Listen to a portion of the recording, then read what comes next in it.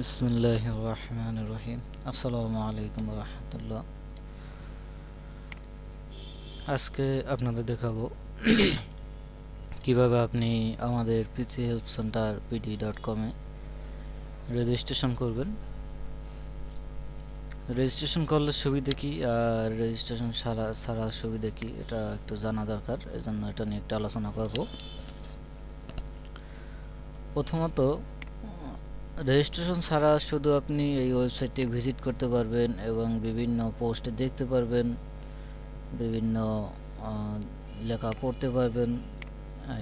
আর এমনিতে আপনি কিছু লিখতে পারবেন না বা মতামত জানাতে পারবেন না। যদিও এখন আপনার যদি চান একটা লেখাতে আপনি মন্তব্য প্রকাশ করবেন, সেক্ষেত্রে অপশন দেওয়া আছে।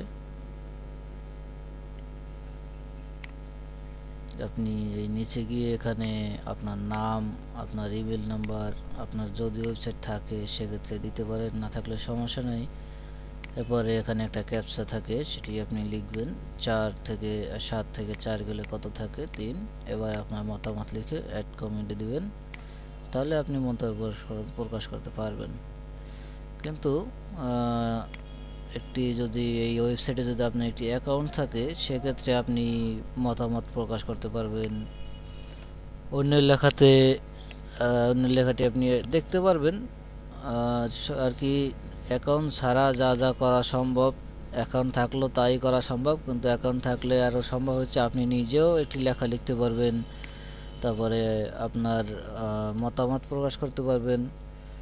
তো ঠিক আছে, দেখি তাহলে আজকে এই ওয়েবসাইটে আপনি কিভাবে রেজিস্ট্রেশন করবেন। এই যে এখানে আমি লিখেছি, এগুলো আমি লিখেছি। এবারে একটা ব্লগার ভাই নামে দিয়ে এক লোকে লিখতেছে। এরকম এরা এই ওয়েবসাইটে রেজিস্ট্রেশন করেছে, তাদের একটি অ্যাকাউন্ট আছে ওয়েবসাইটে। আপনার যদি অ্যাকাউন্ট থাকে, আপনি কম্পিউটার বিষয়ে যা জানেন বা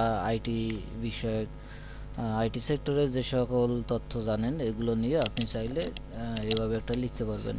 আপনি কম্পিউটার বিষয় নিয়ে জানেন, তা লিখেন। মোবাইল বিষয় নিয়ে জানেন, তাহলে সেই বিষয়টা নিয়ে লেখেন। আপনার ইন্টারনেট বিষয় নিয়ে জানেন, সেই বিষয়টা লিখেন। জাস্ট এটা আপনার টেকনোলজি বিষয়ক যে জিনিস জানেন, সেই জিনিসটা আপনি এখানে লিখতে পারবেন। তো দেখাবো, ঠিক আছে। এখন দেখাবো যে কিভাবে আপনি একটি অ্যাকাউন্ট করবেন এই ওয়েবসাইটে। তো অ্যাকাউন্ট করার জন্য প্রথমে আপনার একটি ইমেল থাকতে হবে। যেমন আপনি যদি ফেসবুক চালান, ফেসবুকে একটি ইমেল থাকা দরকার। অবশ্য এখন মোবাইল থেকেও করা যায়, কিন্তু এখন আপনার একটি ইমেল থাকতে হবে। চাইলে জিমেইলেও খুলে নিতে পারেন। তো আমার একটি জিমেইল অ্যাকাউন্ট থেকে আমি এখন দেখাবো। জিমেইলটি হলো এই পাসপোর্ট ভিসার নামে একটি করেছিলাম, এটা দিয়ে। তো ঠিক আছে, আমাদের সাইটে গেলাম। এখন এই সাইটটি ভিজিট করলে দেখা যায় যে এখানে আপনার রেজিস্টার লগ ইন নামে একটি অপশন আছে ডান পাশে। তো লগ ইনে অটোমেটিকলি থাকে। আপনি যদি রেজিস্ট্রেশন করতে চান, সেক্ষেত্রে রেজিস্ট্রেশনে ক্লিক করবেন, তাহলে দেখা যায় যে একটি নাম চলে এসেছে। এখন এখানে আপনি সবসময় দেখেন লগ ইন করতে গেলে কি কি লাগবে, সেই বিষয়টা যদি এখানে লগ ইনে ক্লিক করি, তাহলে দেখাচ্ছে যে এখানে ইউজার নেম এবং পাসওয়ার্ড লাগবে, আর এখানে একটা ক্যাপচা থাকবে, এটা যোগ বিয়োগ বা যাই হোক হিসাব করে দিয়ে লগ ইনে ক্লিক করতে হবে। তাহলে এখানে লাগবে ইউজার নেম এবং পাসওয়ার্ড। তো আমি যদি রেজিস্টারে যাই, সেক্ষেত্রে আমার যেহেতু ইউজার নেম দিয়ে এবং পাসওয়ার্ড দিয়ে লগ ইন করতে হবে, তাহলে সেটা কি দেবো? রেজিস্ট্রেশন করতে গেলে সেই ইউজার নেমটা চাইতেছে। ওখানে লগ ইনে আপনি কি ইউজার নেম দিয়ে লগ ইন করবেন সবসময়, সেই ইউজার নেমটা চাইতেছে এবং আপনার ইমেলটা চাইতেছে এবং আপনার পাসওয়ার্ড। এখানে পাসওয়ার্ড, আবার এখানে পুনরায় পাসওয়ার্ড দিতে হবে। এখানে যদিও লেখাই আছে, এক্সাম্পলও দেওয়া আছে, তারপরও বলে দেয় আর কি। তো রেজিস্ট্রেশন আমি যদি এখানে চাই যে যখন এখানে যদি আমি দেই অ্যাডমিন নামে, দেখেন ইমেল যদি দেই, ইমেলটি মুখস্থ নেই, কপি করে নিই। ইমেলটি যদি আমি এখানে পেস্ট করি, আর এখানে আমি পাসওয়ার্ড দিলাম, মনে করেন দিলাম এখানে পাসওয়ার্ড দিলাম যেটা, এখানেও একই পাসওয়ার্ড দিতে হবে। পুনরায় পাসওয়ার্ড দিন। এবারে এখানে ক্যাপচা চাইতেছে, ক্যাপচা যদি দেই, সেক্ষেত্রে দেখেন 3 যোগ খালি ঘর দিছে বা 5, মানে 3 আছে, 5 হইতে আর কত লাগবে, সেক্ষেত্রে 2 লাগবে, 2 দেই, তাহলে 3 যোগ 2 সমান 5 হয়ে গেল। এবারে খেয়াল রাখতে হবে এখানে যে আপনি ইউজার নেমটি ব্যবহার করেছেন সেই ইউজার নেমটি এর আগে যেন কোথাও এর আগে যেন এই ওয়েবসাইটে ব্যবহার না হয়ে থাকে। আপনি যে ইউজার নেম ব্যবহার করতে চান ওই ইউজার নেম ব্যবহার করে যদি ইতিমধ্যে অন্য কেউ রেজিস্ট্রেশন করে থাকে, সেক্ষেত্রে আর ওই ইউজার নেম ব্যবহার করে রেজিস্ট্রেশন করতে পারবেন না আমাদের সাইটে। তো আমরা অ্যাডমিন নাম দিলাম, দেখি যে এই নামে আছে কিনা, যদি থাকে সেক্ষেত্রে দেখাবে অ্যাডমিন নামে আছে, এই জন্য আর কি আপনাকে এটা দেখিয়ে দিই যে যদি থাকে সেক্ষেত্রে কীভাবে মেসেজ দেবে। তো আমরা যদি এখন রেজিস্টারে ক্লিক করি, একটু অপেক্ষা করি, অ্যাজাক্স সেট করা তো এই জন্য এরকমের লোডিং ছাড়াই কাজ করে, যে ব্যর্থ, এই ইউজার নেম পূর্বে রেজিস্টার, দয়া করে অন্য একটি বাছাই করুন। হ্যাঁ, এই যে এটা যদি আসে তাহলে মনে করবেন যে আপনার ইউজার নেমটি খালি নেই, এই ইউজার নেম আমাদের সাইটে ব্যবহার করে অন্য কেউ রেজিস্ট্রেশন করেছে। তাহলে এখানে এখন যদি আমি এই নাম দিই, দেখি এই নামে যদি না থাকে সেক্ষেত্রে এই নামে রেজিস্ট্রেশন হয়ে যাবে। পরবর্তীতে আমি এই নাম এবং এখানে যে পাসওয়ার্ড দিয়েছি সেই পাসওয়ার্ড দিয়ে লগ ইন করতে পারবো। তো রেজিস্টারে ক্লিক করলাম, দেখি যদি না থাকে সেক্ষেত্রে রেজিস্ট্রেশন হয়ে যাবে। হ্যাঁ, আমরা দেখতে পাচ্ছি রেজিস্ট্রেশন হয়ে গেছে, যে লোডিং নিয়ে চলে আসছে।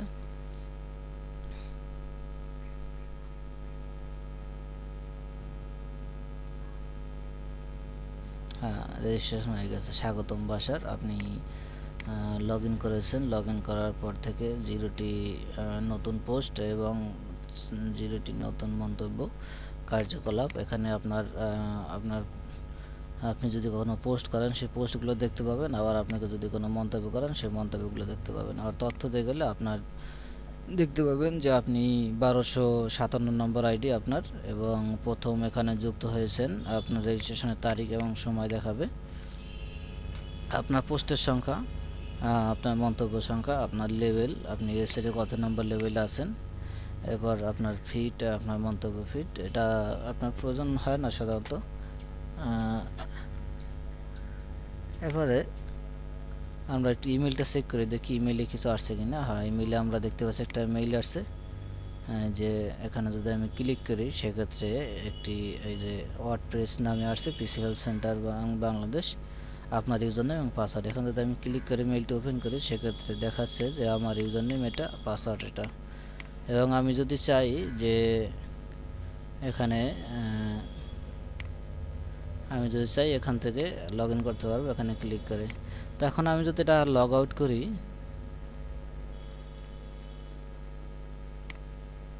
এই যে লগ আউটের জন্য এখানে ক্লিক করব, তাহলে পরবর্তীতে আবার লগ ইন যাবে।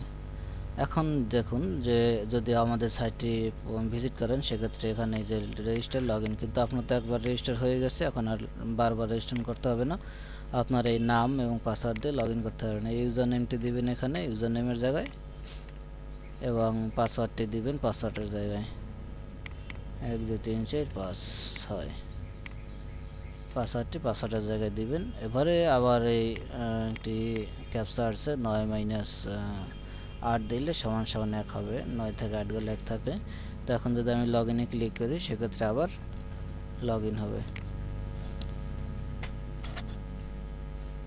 তো আমাদের সাইটে রেজিস্ট্রেশন এবং লগ ইনের পদ্ধতি দেখিয়ে দিলাম। এখন এখানে আর একটু কথা আছে, যে আপনার এই বিভিন্ন সময় ওয়েবসাইটের ডিজাইনের জন্য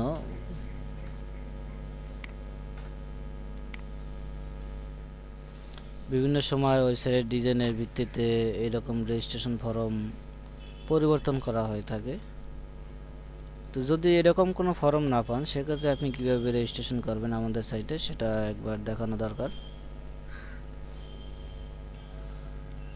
তো তাহলে আপনি যাবেন প্রথমে, এখানে যদি যাই আমি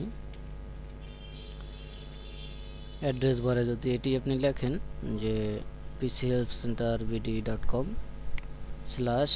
মানে একটা অবলিক wp একটি হাইফেন অ্যাডমিন / এরকম যদি দিয়ে আপনি এন্টার দেন কিবোর্ড থেকে এন্টার প্রেস করলে একটি পেজে চলে যাবে। এখানে দেখুন লগ ইনের অপশন আছে, লগ ইন ফর্ম আছে।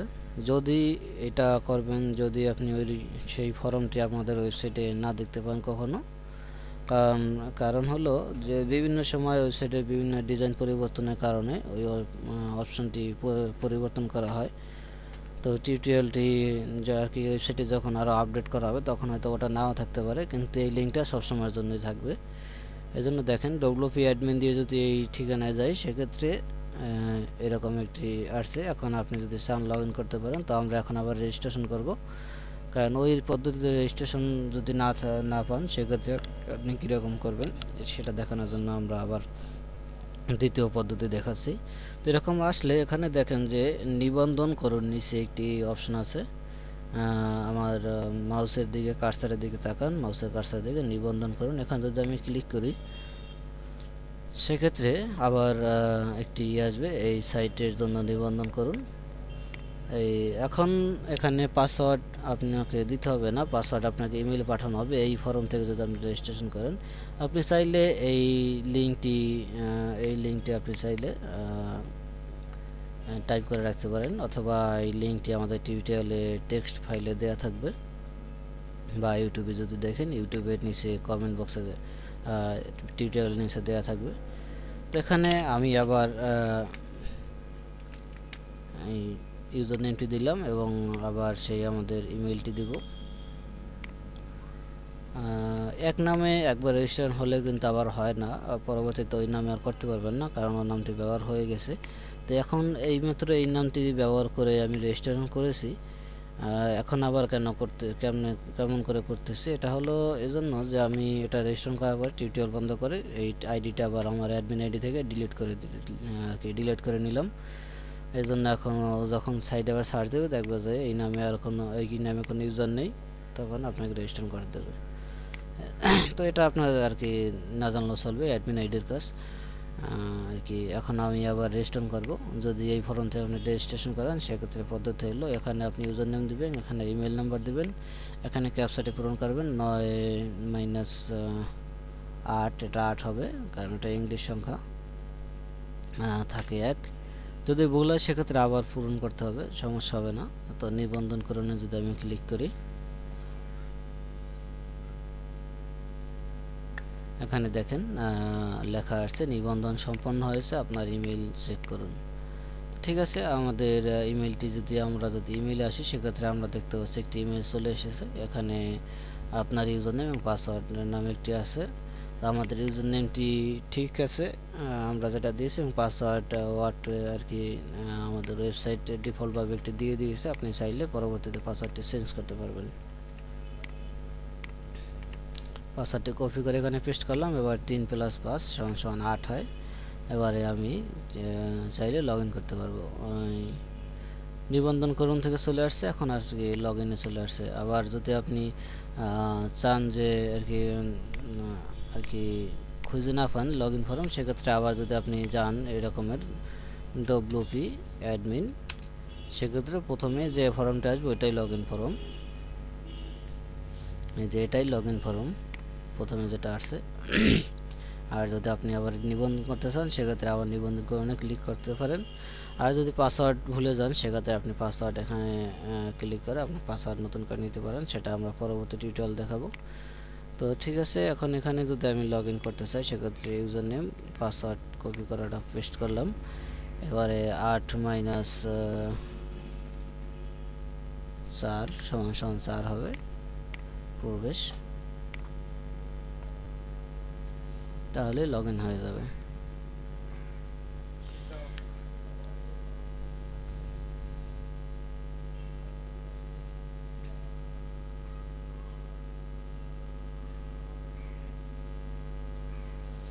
এখানে লগ ইন করার পরে একটি মেসেজ দিছে নোটিশ নামে, এবার using the auto generate password, আর কি আপনাকে যে পাসওয়ার্ডটা পাঠানো হয়েছে এটা ওয়েবসাইট থেকে অটো জেনারেট করে দিয়েছে। আপনি যদি পাসওয়ার্ড চেঞ্জ করতে চান সেক্ষেত্রে আপনি এখানে ক্লিক করতে পারেন, আর যদি চেঞ্জ না করতে চান সেক্ষেত্রে এখানে দিতে পারেন। তো কীভাবে পাসওয়ার্ড চেঞ্জ করবেন এবং আপনার প্রোফাইলকে সাজাবেন এটা আমরা পরবর্তী টিউটোরিয়ালে দেখাচ্ছি। তো এই টিউটোরিয়ালে এখানেই, ভালো থাকেন, আল্লাহ হাফেজ।